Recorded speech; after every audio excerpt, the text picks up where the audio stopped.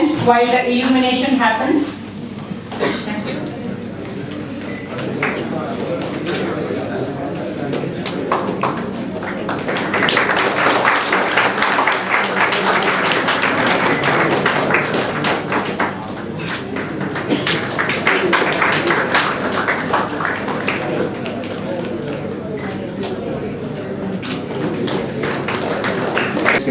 Could not make it to this function today as he was called by the Union Minister for Communications and IT, Mr. Ravi Shankar Prasad. He was in New Delhi. He called me and extended his wishes and wished the function a grand success. Good evening. RVVLSI was established in the year 2006. While ideating the vision and mission statements for this institution, it was clear that skilling India for VLSI sector was not only difficult but also very expensive. Let me take a minute to explain this. Firstly, it was difficult because in 2005 there was no support from industry experts to give up their high-paying job to be part of such an initiative. Senior VLSI positions in India were in plenty at that time. A lot of migration was happening back from NRIs and people from US to come back and make India as a base to establish and grow in India. I believed the core team of RVVLSI must consist of accomplished individuals who have a passion and most importantly possess the skills to teach. A major challenge which we had to overcome, and thankfully we have done that. Secondly, it was very expensive to set up an institution such as ours because the only way to impart skills was to bring an industry inside the campus. Now when I mean industry inside the campus, I'm talking about high performance computing, I'm talking about access to multiple state-of-the-art EDA tools, I'm talking about access to multiple EDA fabs, to get access to the process technology, the process nodes, without which physical design full custom courses would just not have been possible. And most importantly, have access to industry experts who are accomplished in their respective fields. I'm very happy that we were able to attract people from the industry. Srinath is here with us from his rich TI background. Priya is here with tons of IBM background. I have Arun Patra with me with a lot of experience in verification. Like that, we have a lot of people who have this deep-rooted desire to make a change, to bring in a change, and to make people employed in the VLS industry. Our second accomplishment is, while we do not market our programs on the basis of job guarantees, we are happy to say that we have achieved 100% placement for some of the batches this year. Students from PD and full custom have been placed 100% in companies like Intel and service companies like Wipro and SmartPlay. This has happened for the first time after inception. So I achieved that. I consider that as a milestone. The third milestone, in my opinion, is 70% of the admissions which happen at RVVLSI is through student referrals. Our alumni are our biggest strength, our biggest motivation, and our biggest encouragement for us to keep doing what we are doing. I'm sure most of you people joined RVVLSI because a friend or a relative or a neighbor or your cousin or your brother took a course over here and got a job. We consider this as a milestone, and we would like to get to 100% referrals very shortly. CEO of Electronic Sector Skill Council. I work with the Ministry of Skill Development. We are in charge of looking at the industry-specific skills for the people to be trained. So after the training, they should be able to get into the industry and get utilized from day one into the respective skill sets. The methodology we follow is an outcome-based training where we have a completely different approach of building the curriculum starting with the industry. We do not teach the way in management and in engineering bachelor. We build all the curriculum. Sir, it's a pleasure to have you here today as our guest of honor. On behalf of the students and the staff of RVVLSI, I extend a very hearty welcome to you. From curriculum and I request Deepika to welcome him to the whole product. We we generate and produce is generally for the industry, which is very specific. The biggest push for the government of India today is to look after the huge dropouts we are getting from the education system, from schools to college, college to postgraduates. We have a lot of youth in our country. India is a very young country. We are trying to look to make all youth of our country to be productive through job-oriented skill trainings. We have more programs towards people who are missing the formal education by chance or get dropped out to get into some form of skill training so they become a productive part of the country. This is our focus, and we are very seriously working with all things. And also our government has many other programs. We have an electronic system design manufacturing program where we planning to train 4 lakhs people for the electronic manufacturing industry, which is coming up into the country in coming 2-3 years with a lot of FDI coming. We need to support all the foreign investment which is coming into the country by producing manpower to their new factories. So we have plenty of programs. And we are formulating all that through various curriculum, and we continuously change the curriculum. We currently have 25 to 30 curriculum which are doing well, but there is a continuous change in electronics. It is not a static field. The demands are different every day. Today there is a demand for LEDs, solar, access control systems. Tomorrow there will be demand for something. But we see there is a great value in semiconductor design, because these are the people who are paid highest in the world. Anywhere you go, the semiconductor design and VLSI people are paid highest in the world. Many of our people are working, but they are indirectly working for MNC companies. So IPRs are going out of the country, but our people are creating those IPRs. They're unfortunately not becoming Indian IPRs. We hope going forward in life, our youth will take advantage of new government policies to get into building Indian IPR. I wish success to everybody in this one. So what do you think? Hi, I'm Krishnamurthy, Managing Director of Rambus Chip Technologies and the Corporate Vice President, and I'm also the Vice Chairman of India Electronic Semiconductor Association. The advent of semiconductor industry in India started about 30 years back, 1984-85 time to be precise, and ever since that it has been growing at a steady pace.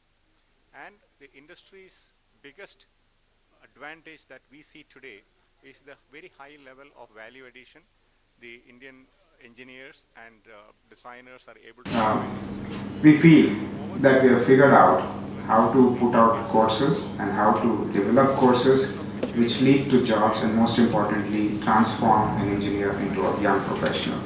Technicians have proved that they are on par with anyone else in the industry anywhere else in the world. So this is a very exciting and successful growth of a particular segment this country has achieved. Close to about 50 to 55 billion dollars worth of design itself gets done out of India today. So remember, we are not preparing. We should not be looking at any finishing school, whether it's RVVLSI or any other finishing school, for engineering graduates as a place where you will be assured of a job. If you start looking at it, probably you will be disappointed. But if you are looking for any finishing school which is able to give you the kind of knowledge and the skill that you need to make a career out of that domain, which is semiconductor or energy or whatever it is, I think preparing you towards a career and not a short-term job kind of perception, I think that should be what the student should understand, and hence the focus on this specialized skill development that need to happen, and that's what finishing schools provide. What RULSI he has conceived and the backing that he could get from Mr. Shetty to reach an institute like this of almost a world-class repute and bring it to this level. So Mr. Venki, thank you for doing this, and thank you for making us being a part of this, right? So there is a requirement of 120 if you have to be taken. I'm not aware of others what would happen, but if you guys study and work hard and make use of the facility that Venki and Mr. Shetty has built this up, I'm sure 120 would get a job. Many a times when such a finishing school is set up, the thought process which the students take is to, when they come here, they ask one question, would I get a job? Right? Would I get a job? Would you guarantee me a job? Does schools guarantee you an IIT admission? No, right? The schools guarantee you an RVC admission? This No, will be right? the amount of money You that guys was study, needed to set up the you center. guys learn, you I was guys very get glad marks to and get receive into the support IITs and from the RVC. trust So why to in set the up finishing this, school? institute over here. In Why fact, should you have to come and I was ask given Mr. Venki complete freedom that, would I be to go and look guaranteed a at job? all the It's not locations of required, RV. right? All You are good enough, 26 you will at that learn, time. you slog out for See 6 which to would 8 be months. the most You are good enough to do all the strategic assignments, you do all the projects, And, you do everything that is required as setting part up of the the centers syllabus. in And I'm January sure that 120 would surely center get a of the job. city, There is access no it, and need make for it convenient you to for get the clear industry that there are students jobs to available or make the not. most out of the industry. There is I'm part of this an August panel. Talk to anyone. They are all willing to take you if you're the good. If you're not good, then it is tough. And I'm sure you're good because you've gone through the entire process of getting into RVLSA. One is referral, second there are all the methods that are set up to get you guys in. So make use of the 6-8 months. There are machines, there are licenses, there are Mentor Graphics, good products. I'm sure the industry, other products as well. So make use of them. The products are production-worthy products. The licenses are not anything to do with education. It is purely the same set of licenses where Mr. Murthy's team in Rambus uses. His team uses Pesta, the same set of license you guys have. There is nothing toned down. You get the full-blown version of license. So make use of it. First of all, let me thank Director and the CEO of this, Venkatesh Prasad, for asking me to be here and learn a bit about the topics which all of us have heard for almost 2 hours. We are in a situation today, every subject we deal is interdependent. Those are the days have gone, specializing in one subject, never thought of the other subject. But today, if you look at any engineering curricula, you will see that most of the subjects are interdependent. The labs are interdependent. So that means the professors and then the others have to learn to become interdependent and learn all the other subjects other than the one which he has to handle on a regular basis. Some years ago, some 12 years ago, 20, I met Venkatesh Prasad in Chicago through a common friend. He said, there is a RV old boy would like to see you. I said, where? I said, I can't travel. My calendar is full. I'm available in Chicago on such and such a day. Then I got a call saying that Venkatesh Prasad will be too happy to come and see you on a particular day at a particular place in Chicago. If everyone can look at, even if we do a small part of what you have done in our lives, I think we will bridge the gap in no time, sir. Well, good afternoon, my colleagues from the industry and students and the faculty of RV and the media here. One thing I would like to say from IEEE, as an institution, we are currently close to 130-year-old. The only work what we do is to serve our community. When we serve our community, it is the students, faculty, education institutions, research centers, industry and society at large using technology. That's what we do.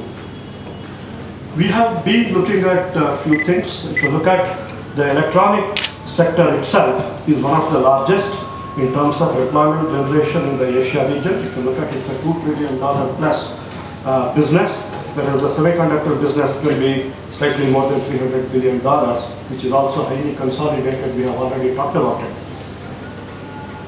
But India has a unique place in the electronic ecosystem. If you look at every semiconductor company, wherever they are located, whether it is in the United States or in Asia, their first or second biggest development center is in India. I think we have already come a long way in this area. Thanks to the education system, we should be very proud of our education system. Only thing is, we somehow miss the last mile in not only in this area, in all other areas in the society. So the effort of RVVLSI to bridge that last mile, to make our engineers relevant to the industry, is already paying off. It is one example which addresses the Sector Skill Council's requirement. If we can do that multiple times, we will bridge that gap in electronic sector skill. What we are looking at India and the opportunity which we have lost for several generations now. So we in IEEE, we have 45 different societies. There are 3 societies perhaps will fall into our area: Electron Device Society, Solid State Circuit Society, and a couple of others.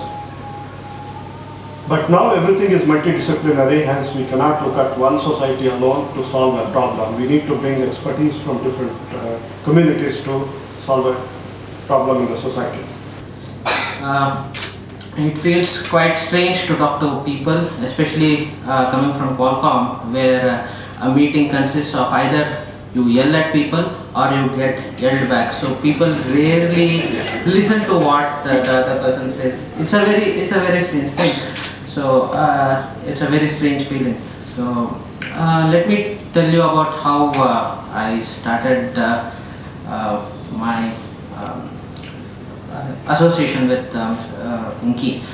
So basically, I passed out my engineering from BNMIT in 2007, and I was placed with Oracle, a software company. So there was an evening class where Mr. Venki had started, where they used to only teach Perl. So I said, I want to come and learn Perl. It's a software thing, and I want to improve my skill set on that.